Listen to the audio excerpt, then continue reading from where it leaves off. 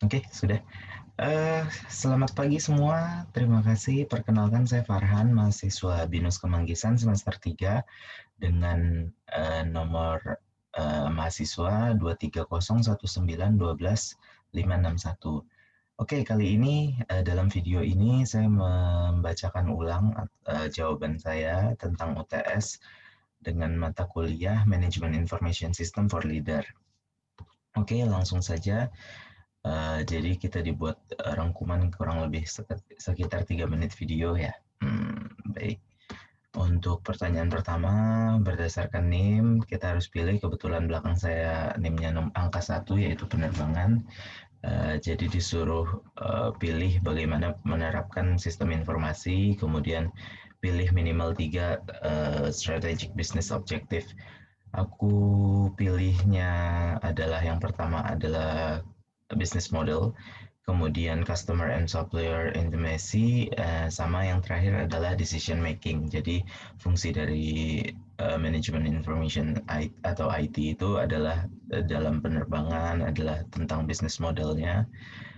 Jadi sekarang kan sudah bisa masuk ke Traveloka atau masuk ke retail market tentang travel. Jadi penjualan tiket pesawat bisa masuk ke situ, kemudian dari customer and supplier intimacy, jadi perusahaan tersebut membuat seperti kartu membership, di mana nanti ada promo, kemudian ketika ulang tahun dapat ucapan atau ketika ucapan-ucapan hari besar, membership itu akan dapat gitu.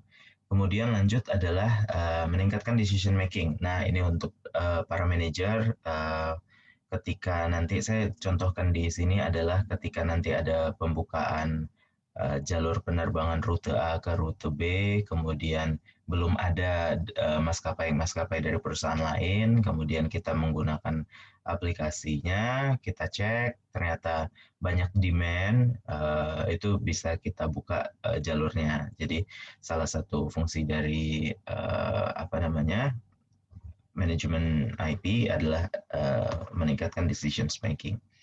Nah, referensinya saya ambil semua dari PowerPoint yang ada di Binus Maya, dari mulai sesi 2 sampai sesi terakhir ada di sini semua saya lampirkan. Oke, lanjut ke pertanyaan cepat aja karena katanya 3 menit aja ya. Oke, lanjut adalah soal nomor 2, pertanyaan nomor 2 tentang Nora teknologi dan bagaimana mencegah kalau ada kejahatan di e-commerce. Jawabannya saya jawab adalah yang pertama, Nora itu adalah sebuah sistem yang dapat menemukan perilaku keterkaitan kriminal seseorang dengan cara mengumpulkan informasi data diri seseorang yang diambil dari berbagai sumber seperti kontak telepon, alamat tempat tinggal, lingkungan, track record pekerjaan dan kehidupan, pembelanjaan produk dan lain-lain. Jadi sikap Nora teknologi ini dia bisa tahu apakah ada kira-kira peluang untuk jadi kriminal atau berhubungan dengan kriminal seseorang yang mau dicek ini. Nah, apa aja kejahatan-kejahatan dalam e-commerce? Yang pertama, saya bahas dua. Yang pertama adalah carding. Carding ini adalah pembajakan kartu kredit melalui online. Kemudian ada juga phishing. Phishing ini jadi seperti link yang di-sharekan secara random ke seseorang, atau mungkin bukan random juga, mungkin bisa ditarget juga. Ketika kita klik link tersebut, kita akan lihat mungkin tampilannya seperti Facebook, kita login segala macam. Ternyata kode login, username dan password masuk ke kita ke hacker yang menyebarkan link phishing tadi. Nah, gimana cara Nora teknologi bisa meminimalisir cybercrime tersebut? Karena Nora adalah sistem yang bisa mencari data dan lain-lain, jadi kemungkinan bisa melacak IP address dari pelaku yang melakukan kegiatan cybercrime tersebut. Nah, kemudian Nora akan langsung terkoneksi atau memberikan notifikasi kepada pihak berwajib atau pihak yang sedang menggunakan teknologi Nora tadi. Oke, lanjut di nomor 3, kita ada IT infrastruktur. pertanyaannya kita disuruh buat mind map. Mungkin mind map bisa dilihat langsung di tugasnya. Lanjut ke study case yang 5-porter competitive force. Jadi disuruh bikin diagram, kemudian identify di elemen, kemudian mengukur kekuatan perusahaan dari kelima elemen, dan strategi sistem informasi yang dipilih, dan jelaskan alasan. Oke, kalau untuk yang 5-porter competitive force, yang pertama ada traditional competitor, kemudian ada new market entrance, kemudian ada substitute product and service, kemudian ada customer, power customer, ada power dari supplier juga. Nah, itu keterangan-keterangannya cepat aja mungkin ya. Traditional competitor adalah beberapa pesaing yang sudah ada dalam usaha yang mau kita masukkan. Jadi misalnya saya kebetulan dapatnya BCA Insurance, jadi sebelum BCA Insurance mungkin ada seperti kompetitor lain atau rival lain, seperti Allianz, kemudian Prudential. Nah, itu termasuk dalam traditional competitor. Kemudian ada new market entrance, itu adalah kemudahan bagaimana kompetitor atau perusahaan lain mau masuk dalam niche market kita, atau dalam hal ini adalah insurance. Kemudian ada substitute product and service. Ini adalah kemungkinan munculnya produk atau service atau jasa baru yang mirip, bukan sama, sehingga mengalihkan pasar atau menimbulkan kompetitif baru gitu. Kemudian ada supplier power. Jadi kalau misalnya penyedia jasa itu sedikit, maksudnya suppliernya sedikit, tentu aja perusahaan yang butuh supplier itu memiliki keterbatasan pemilihan, sehingga supplier bisa memegang power, kemudian kekuatannya jadi lebih besar, jadi harga lebih tinggi untuk modal dari perusahaan, kemudian perusahaan tersebut hanya mendapat sedikit profit karena modal banyak diambil oleh supplier gitu. Kemudian ada power dari customer. Nah, kalau misalnya customer ini memegang kekuatan dalam penentuan harga di market niche, tentu saja banyak perusahaan penyedia di pasar tersebut menurunkan harga atau mengikuti kehendak oleh customers gitu.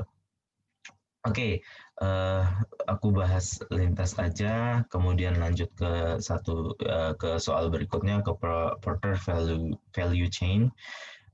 Jadi di sini ada, mungkin aku akan share screen sebentar.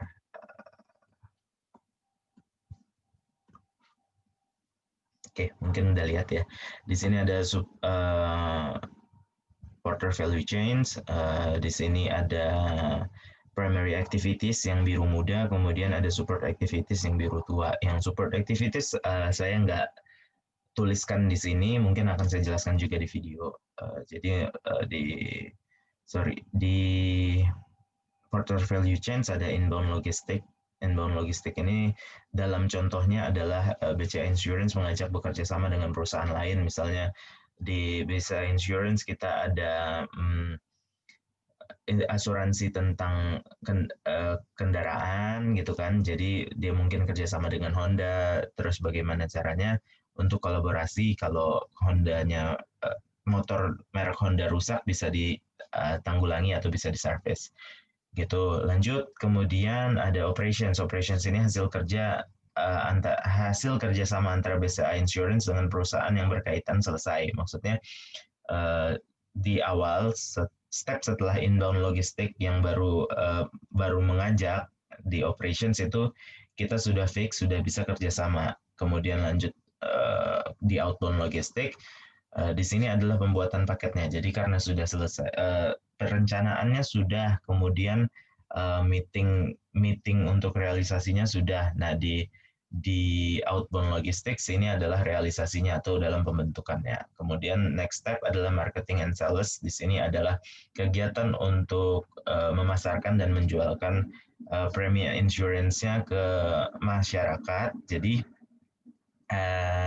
contoh-contohnya mungkin bisa kita lihat kalau dalam asuransi adalah ada website, kemudian ada iklan, ada flyer, kemudian ada yang ngajak ketemu, meeting, edukasi dan lain-lain gitu. Dan yang terakhir adalah service. Ketika kita sudah melakukan semua step dari inbound logistik sampai service, sampai marketing and sales, tentu kita harus menjaga service. Service di sini adalah melakukan kegiatan seperti CSR, kemudian follow up klien dan memberikan pelayanan BCA insurance yang terbaik kepada nasabah atau calon nasabah. Oke, BCA Insurance menawarkan pilihan asuransi. Ya, seperti asuransi jiwa. Oke, pertanyaan untuk nomor 2 adalah apa keunggulan strategi penjualan di perusahaan tersebut? Keunggulannya salah satunya adalah dia menjual banyak pilihan untuk pasar. Jadi bukan hanya biasanya asuransi ada kesehatan atau jiwa, dia ada banyak pilihan seperti traveling. Jadi kalau misalnya nauzubillah ada kecelakaan saat di pesawat, itu kita dapat ganti gitu. Kemudian untuk soal terakhir adalah bagaimana peranan IT dalam strategi tersebut.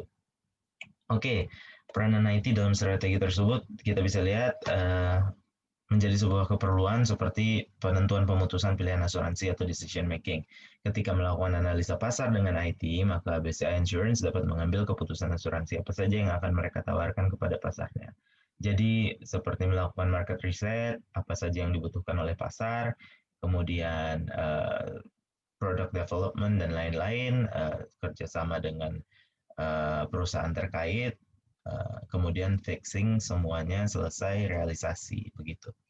Mungkin itu saja. Terima kasih. Mohon maaf jika durasinya terlalu lama. Selamat pagi. Selamat menjalankan aktivitas. Selamat. Dadah. Deh.